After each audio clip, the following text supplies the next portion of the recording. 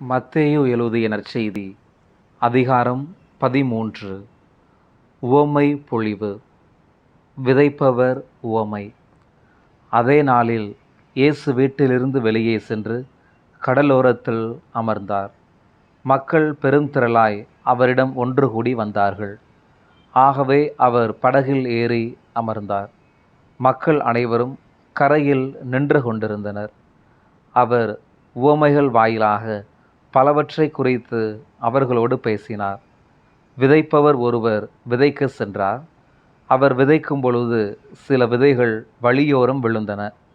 பறவைகள் வந்து அவற்றை தின்றுவிட்டன. வேறு சில விதைகள் மண் மிகுதியாக இல்லா பாறை பகுதிகளில் விழுந்தன. அங்கே மண் ஆழமாக இல்லாததால் அவை விரைவில் முளைத்தன.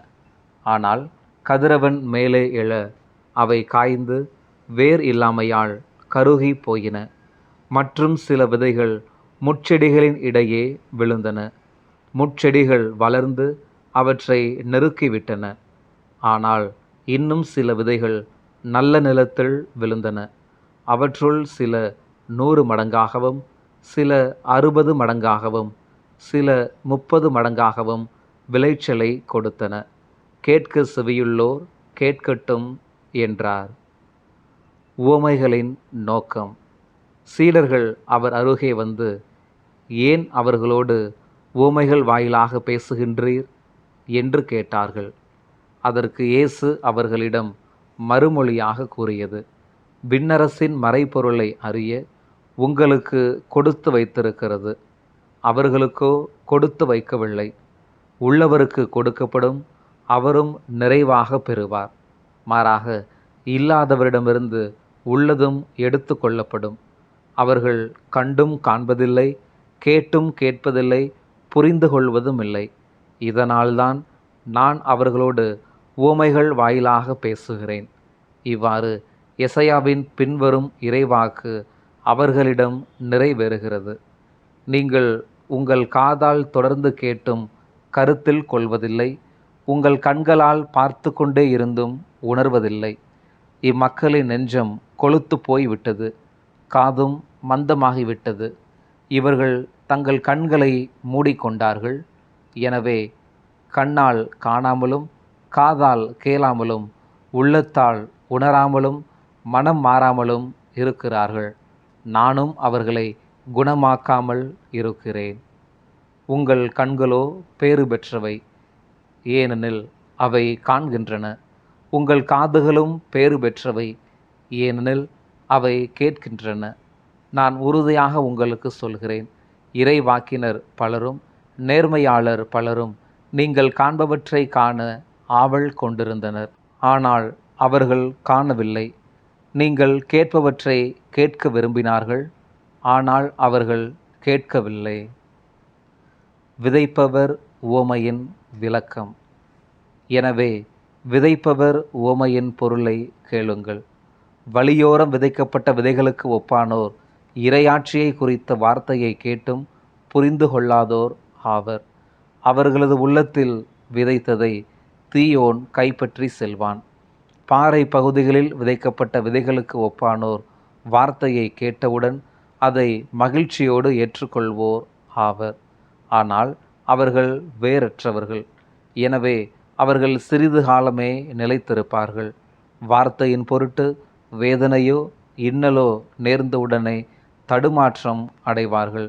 முட்செடிகளுக்கு இடையில் விதைக்கப்பட்ட விதைகளுக்கு ஒப்பானோர் வார்த்தையை கேட்போராய் இருந்தும் உலக கவலையும் செல்வ மாயையும் அவ்வார்த்தையை நெருக்கி விடுவதால் அவர்கள் பயன் அளிக்க மாட்டார்கள். நல்ல நிலத்தில் விதைக்கப்பட்ட விதைகளுக்கு ஒப்பானோர் வார்த்தையை கேட்டு புரிந்து கொள்வோர் ஆவர். இவர்களுள் சிலர் 100 மடங்காகவும், சிலர் 60 மடங்காகவும், சிலர் 30 மடங்காகவும் பயன் அளிப்பர். வயலில் தோன்றிய களைகள் உவமை. இயேசு அவர்களுக்கு எடுத்துரைத்த வேறு ஓர் உவமை. விண்ணரசை பின்வரும் நிகழ்ச்சிக்கு ஒப்பிடலாம். ஒருவர் தம் வயலில் நல்ல விதைகளை விதைத்தார். ஆள்கள் தூங்கும்போது அவருடைய பகைவன் வந்து கோதுமைகளிடையே களைகளை விதைத்துவிட்டு போய்விட்டான். பயிர் வளர்ந்து கதிர் விட்டபோது களைகளும் காணப்பட்டன. நிலக்கிழாருடைய பணியாளர்கள் அவரிடம் வந்து, ஐயா, நீர் உமது வயலில் நல்ல விதைகளை அல்லவா விதைத்தீர், அதில் களைகள் காணப்படுவது எப்படி என்று கேட்டார்கள். அதற்கு அவர், இது பகைவனுடைய வேலை என்றார்.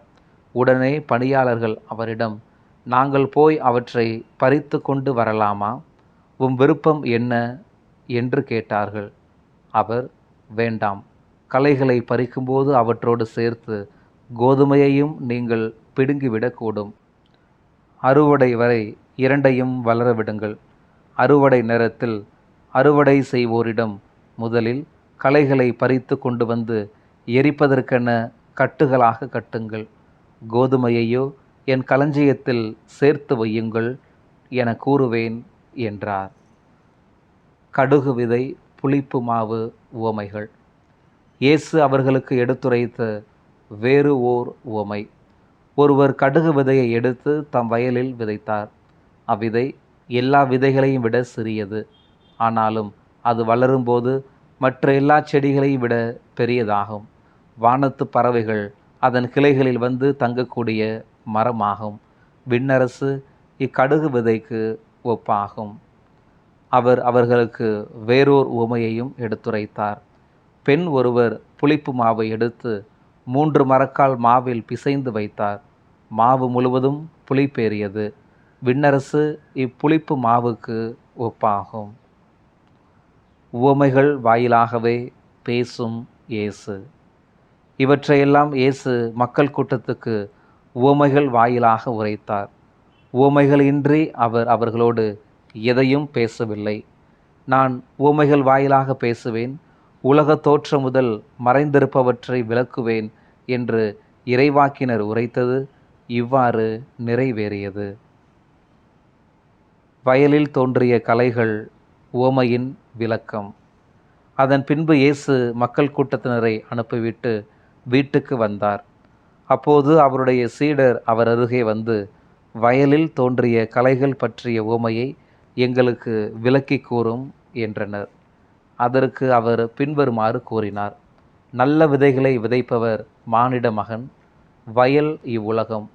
நல்ல விதைகள் கடவுளின் ஆட்சிக்கு உட்பட்ட மக்கள். களைகள் தீயோனை சேர்ந்தவர்கள். அவற்றை விதைத்த பகைவன் அழகை. அறுவடை உலகின் முடிவு. அறுவடை செய்வோர் வானதூதர். எவ்வாறு களைகளை பறித்து தீக்கிரையாக்குவார்களோ அவ்வாறே உலக முடிவிலும் நடக்கும். மானிட மகன் தம் வானதூதரை அனுப்புவார். அவர்கள் அவருடைய ஆட்சிக்கு தடையாக உள்ள அனைவரையும் நெறி கெட்டோரையும் ஒன்று சேர்ப்பார்கள்.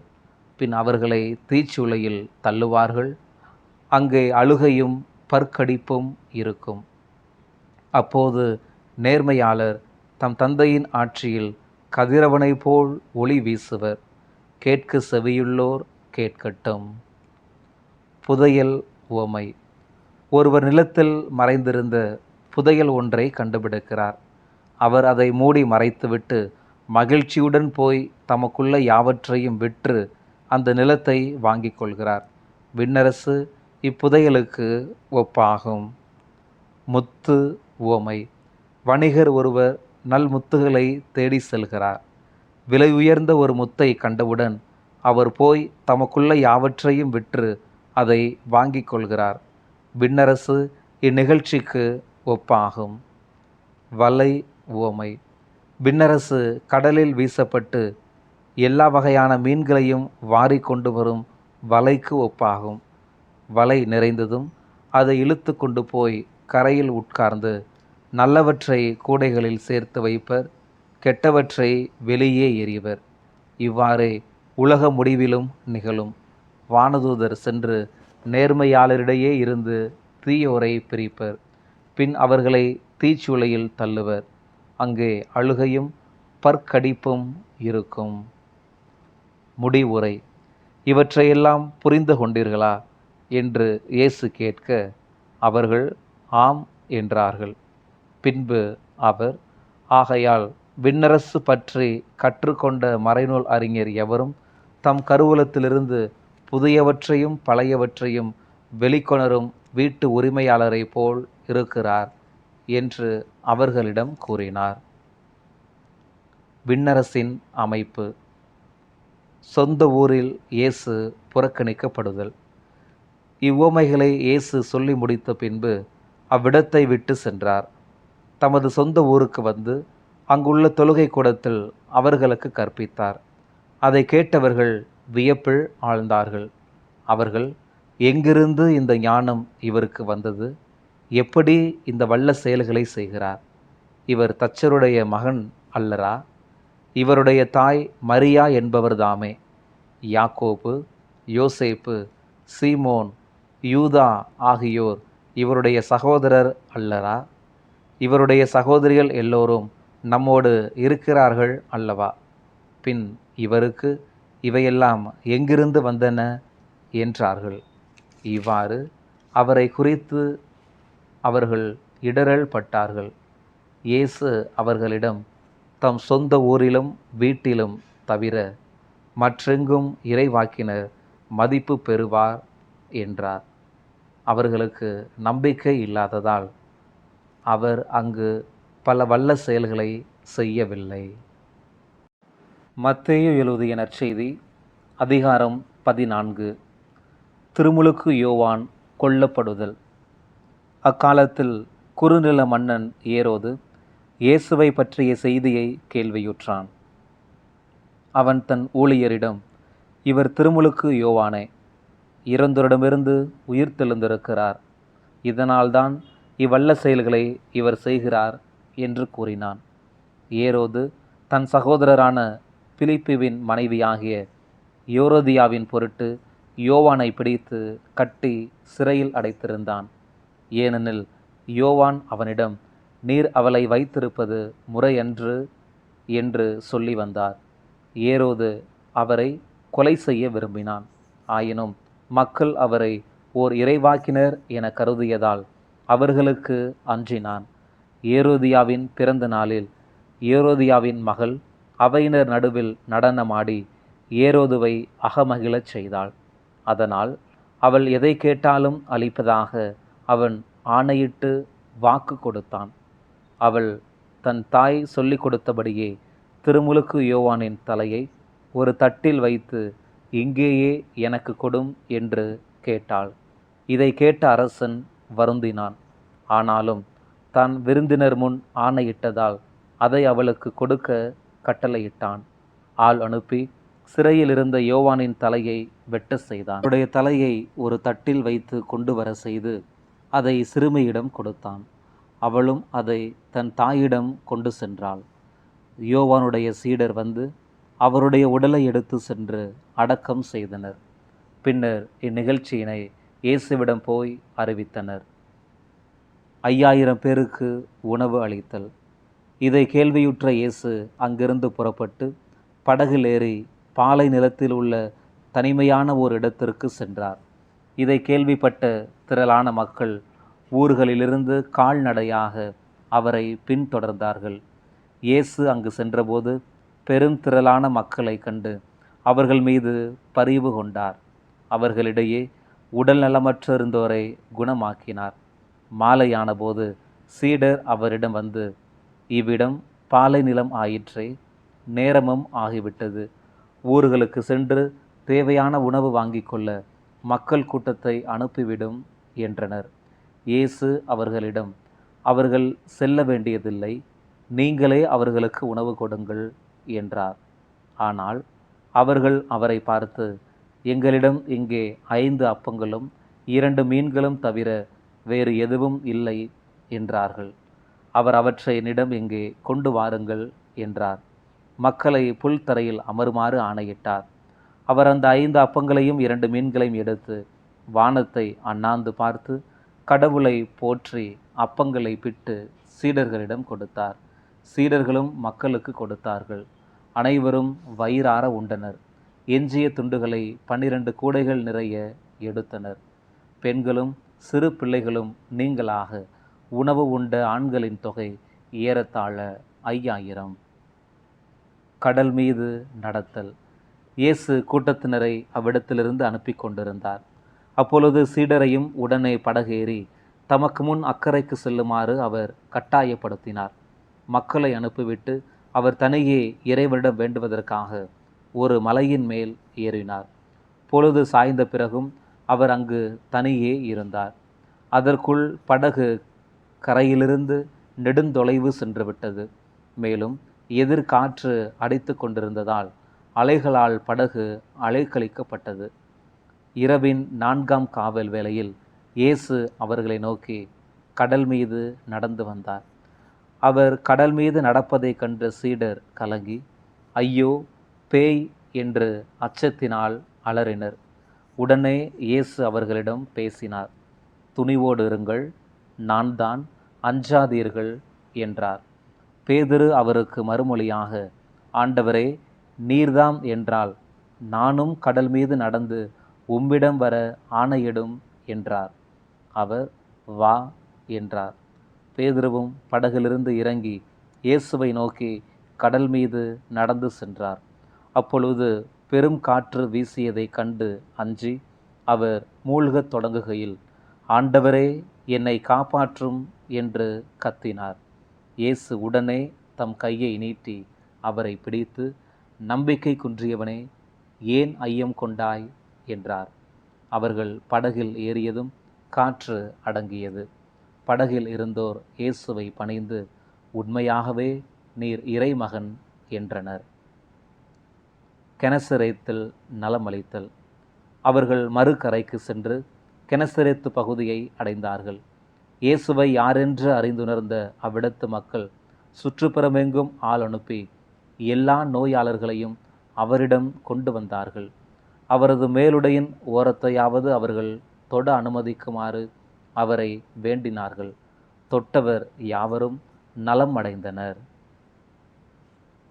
மத்தேயு எழுதிய நற்செய்தி அதிகாரம் 15. மூதாதையர் மரபு. அதற்கு பிறகு பரிசேயரும் மறைநூல் அறிஞரும் எருசலேமிலிருந்து இயேசுவிடம் வந்து, உம் சீடர் மூதாதையரின் மரபை மீறுவது ஏன்? உணவு அருந்துமுன் அவர்கள் தங்கள் கைகளை கழுவுவதில்லையே என்றனர். அவர் அவர்களுக்கு மறுமொழியாக, நீங்கள் உங்கள் மரபின் பொருட்டு கடவுளின் கட்டளையை மீறுவது ஏன்? கடவுள் உன் தந்தையையும் தாயையும் மதித்து நட என்றும், தந்தையையோ தாயையோ சபிப்போர் கொல்லப்பட வேண்டும் என்றும் உரைத்திருக்கிறார். ஆனால் நீங்கள் எவரேனும் தம் தாயையோ தந்தையையோ பார்த்து, உமக்கு நான் தர கடமைப்பட்டிருக்கிறது கடவுளுக்கு காணிக்கை ஆயிற்று என்றால், அவர் தம் தந்தையை மதிக்க வேண்டியதில்லை என்று சொல்கிறீர்கள். இவ்வாறு உங்கள் மரபின் பொருட்டு கடவுளின் வார்த்தையை பயனற்றதாக்கி விடுகிறீர்கள். வெளிவேடக்காரரே, உங்களை பற்றி பொருத்தமாகவே எசையா இறைவாக்கு உரைத்திருக்கிறார். அவர், இம்மக்கள் உதட்டினால் என்னை போற்றுகிறார்கள், இவர்கள் உள்ளமோ என்னை விட்டு வெகு தொலைவில் இருக்கிறது. மனித கட்டளைகளை கோட்பாடுகளாக கற்பிக்கின்றார்கள். இவர்கள் என்னை வழிபடுவது வீண் என்கிறார் என்றார். மேலும் இயேசு மக்கள் கூட்டத்தை தம்மிடம் வரவழைத்து அவர்களை நோக்கி, நான் சொல்வதை கேட்டு புரிந்து கொள்ளுங்கள். வாய்க்குள் செல்வது மனிதரை தீட்டுப்படுத்தாது, மாறாக வாயிலிருந்து வெளிவருவதே மனிதரை தீட்டுப்படுத்தும் என்றார்.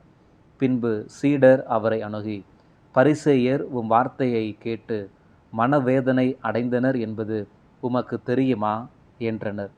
இயேசு மறுமொழியாக, என் விண்ணக தந்தை நடாத எந்த நாற்றும் வேரோடு பிடுங்கப்படும். அவர்களை விட்டுவிடுங்கள். அவர்கள் குருட்டு வழிகாட்டிகள். பார்வையற்ற ஒருவர் பார்வையற்ற வேறு ஒருவரை வழி நடத்தினால் இருவரும் குழியில் விழுவர் என்றார். அதற்கு பேதுரு அவரை நோக்கி, நீர் சொன்ன உவமையை எங்களுக்கு விளக்கும் என்றார். இயேசு அவரிடம், உங்களுக்கு இன்னுமா புரியவில்லை? வாயினுள் செல்வது அனைத்தும் வயிற்றினூடே சென்று கழிப்பிடத்தில் வெளியேற்றப்படும் என தெரியாதா? வாயினின்று வெளிவருபவை உள்ளத்திலிருந்து வருகின்றன. அவையே மனிதரை தீட்டுப்படுத்துகின்றன. ஏனெனில் கொலை, விபச்சாரம், பரத்தமை, களவு, பொய் சான்று, பழிப்புரை ஆகியவற்றை செய்ய தூண்டும் தீய எண்ணங்கள் உள்ளத்திலிருந்து வெளிவருகின்றன. இவையே மனிதரை தீட்டுப்படுத்துகின்றன. கை கழுவாமல் உண்ணுவது மனிதரை தீட்டுப்படுத்தாது என்றார். கானானிய பெண்ணின் நம்பிக்கை. இயேசு அங்கிருந்து புறப்பட்டு தீர், சீதோன் ஆகிய பகுதிகளை நோக்கி சென்றார். அவற்றின் எல்லை பகுதியில் வாழ்ந்து வந்த கானானிய பெண் ஒருவர் அவரிடம் வந்து, ஐயா, தாவீதின் மகனே, எனக்கு இரங்கும். என் மகள் பேய் பிடித்து கடுமையாய் பாதிக்கப்பட்டு இருக்கிறாள் என்று கதறினார். ஆனால் இயேசு அவரிடம் ஒரு வார்த்தை கூட மறுமொழியாக சொல்லவில்லை. சீடர்கள் அவரை அணுகி, நமக்கு பின்னால் கத்திக்கொண்டே வருகிறாரே, இவரை அனுப்பிவிடும் என்று வேண்டினார்கள். அவரோ மறுமொழியாக, இஸ்ரவேல் குலத்தாருள் காணாமற் போன ஆடுகளாய் இருப்போரிடமே நான் அனுப்பப்பட்டேன் என்றார். ஆனால் அப்பெண் அவர் முன் வந்து பணிந்து, ஐயா, எனக்கு உதவி புரியும் என்றார். அவர் மறுமொழியாக, பிள்ளைகளுக்குரிய உணவை எடுத்து நாய்க்குட்டிகளுக்கு போடுவது முறையன்று என்றார். அதற்கு அப்பெண், ஆம் ஐயா, ஆனாலும் தங்கள் உரிமையாளரின் மேசையிலிருந்து விழும் சிறு துண்டுகளை நாய்க்குட்டிகள் தின்னுமே என்றார். இயேசு மறுமொழியாக, அம்மா, உமது நம்பிக்கை பெரிது, நீர் விரும்பியவாறே உமக்கு நிகழட்டும் என்று அவரிடம் கூறினார். அந்நேரமே அவர் மகளின் பிணி நீங்கியது. இயேசு பல வகை நோயாளர்களுக்கு குணமளித்தல். இயேசு அவ்விடத்தை விட்டு அகன்று கலிலேய கடற்கரை வழியாக சென்று அங்கே ஒரு மலையின் மீது ஏறி அமர்ந்தார். அப்பொழுது பெரும் திரளான மக்கள் அவரிடம் வந்தார்கள். கால் ஊனமுற்றோர், பார்வையற்றோர், உடல் ஊனமுற்றோர், பேச்சற்றோர் ஆகியோரையும் பிற நோயாளர் பலரையும் அவர்கள் தங்களோடு கூட்டி வந்து அவருடைய காலடியில் சேர்த்தார்கள். அவர் அவர்களை குணமாக்கினார். பேச்சற்றோர் பேசுவதையும், உடல் ஊனமுற்றோர் நலம் அடைவதையும், பார்வையற்றோர் பார்க்கிறதையும் கண்டு மக்கள் கூட்டத்தினர் வியந்து இஸ்ரேலின் கடவுளை மாட்சிப்படுத்தினர். 4000 பேருக்கு உணவளித்தல். இயேசு தம் சீடரை வரவழைத்து, நான் இம்மக்கள் கூட்டத்தின் மீது பரிவு கொள்கிறேன். ஏனெனில் 3 நாட்களாக இவர்கள் என்னுடன் இருக்கிறார்கள். உண்பதற்கும் இவர்களிடம் எதுவும் இல்லை. இவர்களை பட்டினியாய் அனுப்பிவிட நான் விரும்பவில்லை. அனுப்பினால் வழியில் தளர்ச்சி அடைந்து விடலாம் என்று கூறினார். அதற்கு சீடர்கள் அவரிடம், இவ்வளவு பெரிய மக்கள் கூட்டத்திற்கு அளிக்க போதுமான உணவு நமக்கு பாலை நிலத்தில் எங்கிருந்து கிடைக்கும் என்று கேட்டார்கள். இயேசு அவர்களை பார்த்து, உங்களிடம் எத்தனை அப்பங்கள் உள்ளன என்று கேட்டார். அவர்கள், 7 அப்பங்கள் உள்ளன, சில மீன்களும் இருக்கின்றன என்றார்கள். தரையில் அமருமாறு மக்களுக்கு அவர் கட்டளையிட்டார். பின்பு அந்த 7 அப்பங்களையும் மீன்களையும் எடுத்து கடவுளுக்கு நன்றி செலுத்தி பிட்டு சீடர்களிடம் கொடுக்க அவர்களும் மக்களுக்கு கொடுத்தார்கள். அனைவரும் வயிறார உண்டனர். மீதியாய் இருந்த துண்டுகளை 7 கூடைகள் நிறைய எடுத்தனர். பெண்களும் சிறு பிள்ளைகளும் நீங்களாக 4000 ஆண்கள் உண்டார்கள். பின்பு அவர் மக்கள் கூட்டத்தினரை அனுப்பிவிட்டு படகேறி மகத நாட்டு எல்லைக்குள் சென்றார்.